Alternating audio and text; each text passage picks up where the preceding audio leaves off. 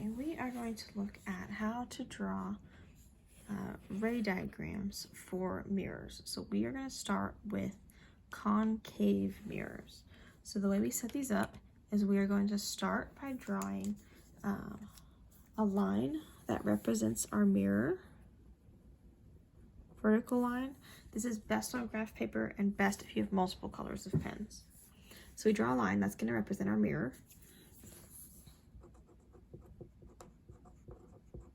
Okay, then we draw what we call the axis, which is just going to be a straight line. It's just to help us keep things lined up. Now in a problem, what it's going to tell you is it's going to tell you where the focal point is. It's going to tell you where your object is. It's going to tell you how tall your object is. And then you can kind of go from there. So this particular mirror is a concave mirror, so it's actually shaped like this, but we don't actually draw it that way. We draw it straight.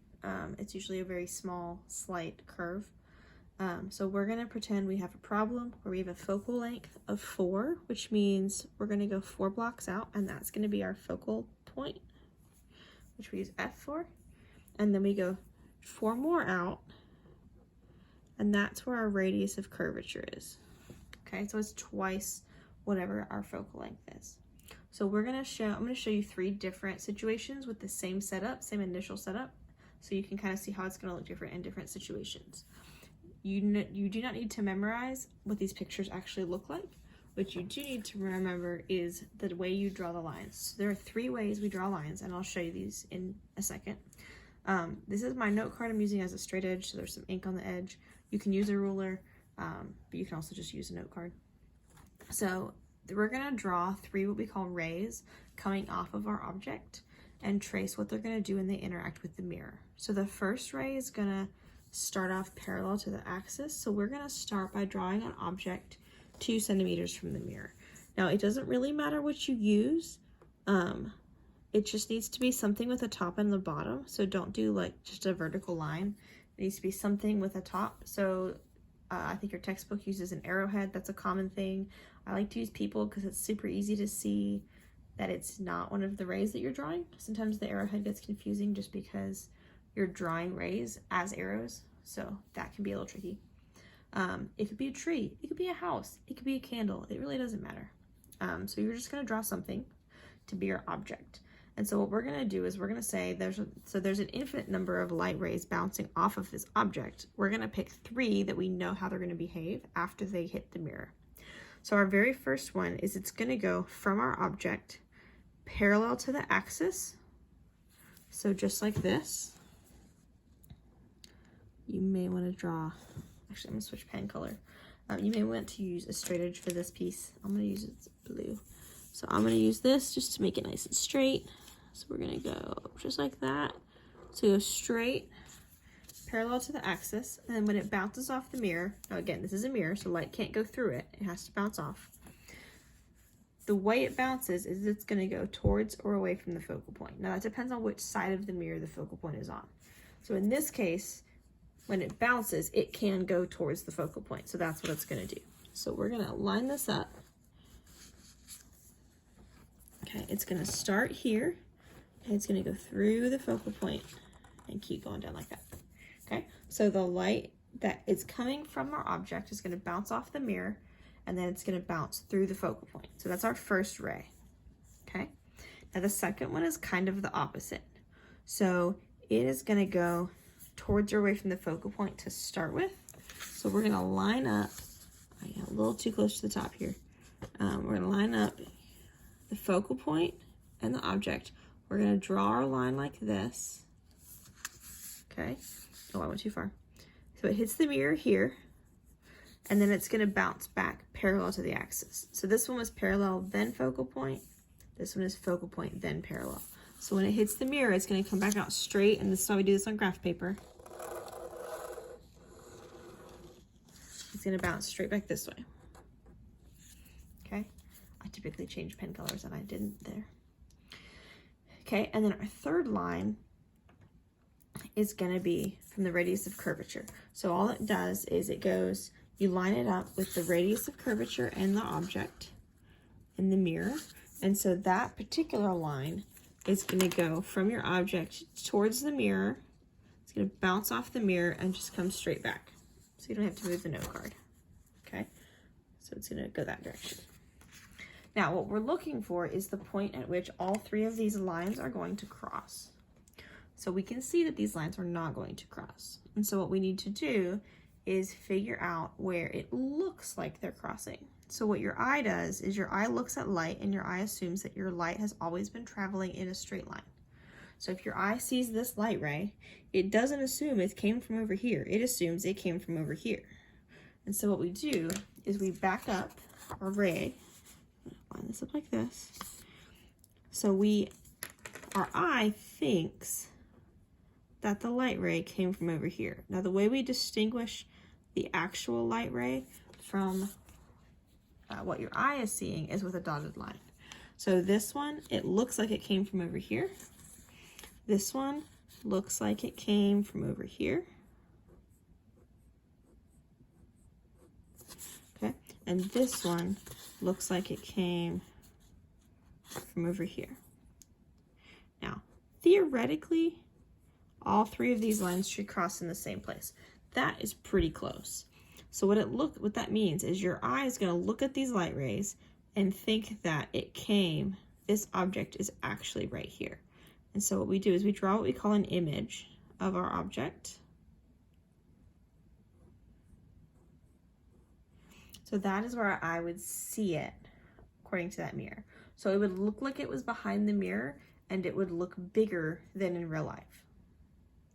And if you ever looked in a medicine, or not a medicine, in like a makeup mirror, which is concave, this is what it looks like. Okay, so that's one example of how you do it. Now, if your lines are nowhere close to crossing, you probably drew one of them wrong. So go back and look and see what you can do. So I'm going to draw the same initial setup, and we're going to look at what it looks like if it's just a little different, if we just move our object. So I'm still going to do the same initial like focal length and moving papers around. The same initial focal length and lens and all that stuff. So we're going to start up with the same setup. You can use a ruler, whatever, or just draw really carefully on these. Okay, so I'm going to do same thing. 1, 2, 3, 4. That's our focal point. 1, 2, 3, 4. That's our radius of curvature. Okay, now instead of putting it here, now I'm going to put the object here, and we're going to see what looks different. Okay, so same setup. I'm going to draw the same 3 lines. It's going to look a little different depending on where the thing is. So I'm going to start, I always do the same pattern just so that we can kind of go through the mental checklist in our heads. So I'm going to start with the line that goes parallel to the axis. I'm going to try to remember to change colors at each line this time. Okay, so we're going to go straight at the mirror, and then it's going to bounce through the focal point. So straight and then focal point. So it bounces back like this. Okay, so that's line number 1. Swap colors. So line number 2, we use the focal point to start it, and then it goes parallel. So this one, we're going to line it up to the focal point to start our line. So it's going to go through the focal point till it hits the mirror, and then it's going to bounce back parallel to our axis. The more carefully you do this, the better your things are going to end up being. Okay, so it bounces back like that. Okay, and then we're going to do a third line. Let's do purple. Okay, and the third one, use the radius of curvature. This is going to go way up here. I'm going to make my mirror go a little higher because I got a little carried away with where I put stuff.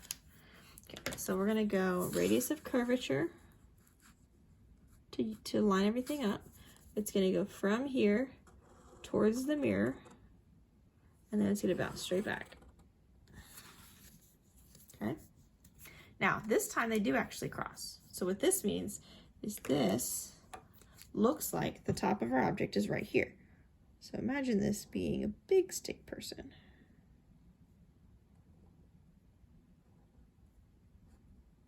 Okay, now the difference here is these lines actually crossed. The last one, they didn't cross, so we had to figure out, well, where does your eye think they were coming from, even though the light was never over here. This time they crossed on this side, so that means the light was actually crossing there. Anytime you get something like this, you could put a piece of paper there and it would actually make an image on the paper. We'll do that in lab in a couple weeks. Okay, so then we're gonna do one more drawing with that same initial setup. So I'm gonna do the same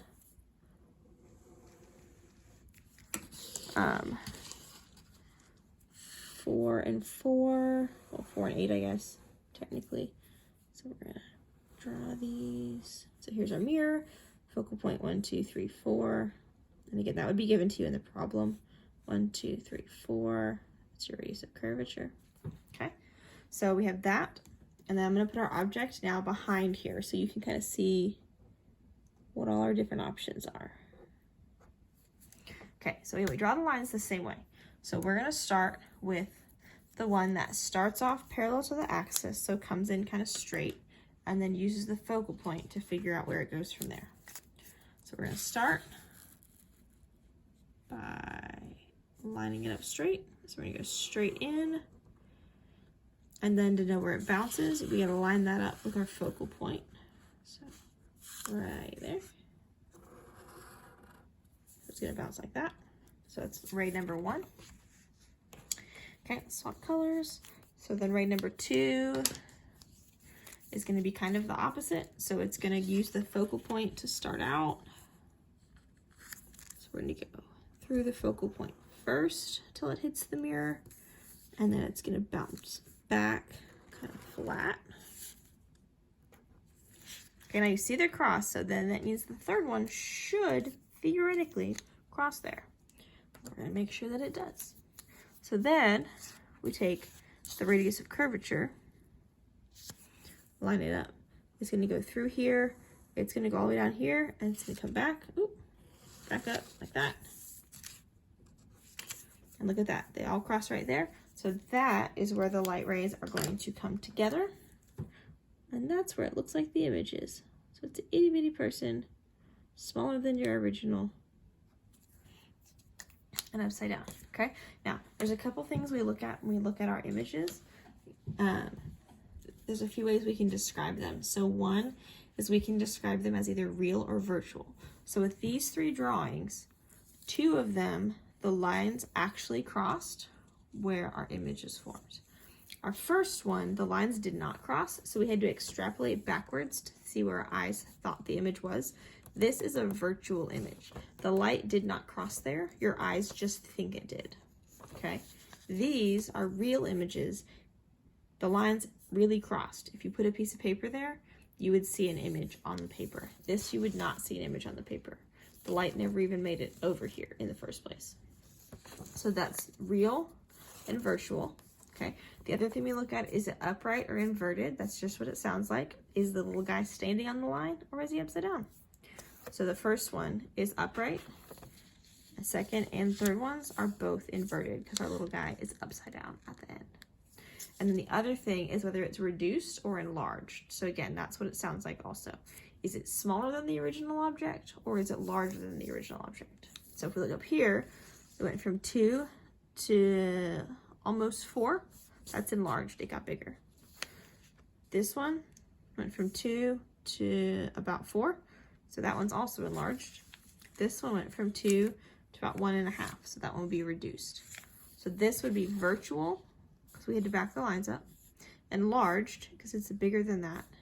And upright, because it's standing upright. This one would be real, because the lines really crossed. It would be inverted, because it's upside down. And it would be enlarged, because it's bigger than the original object. This one here would be real, because the lines actually crossed. It would be inverted, because it's upside down. And it would be reduced, just a little bit, but it is reduced.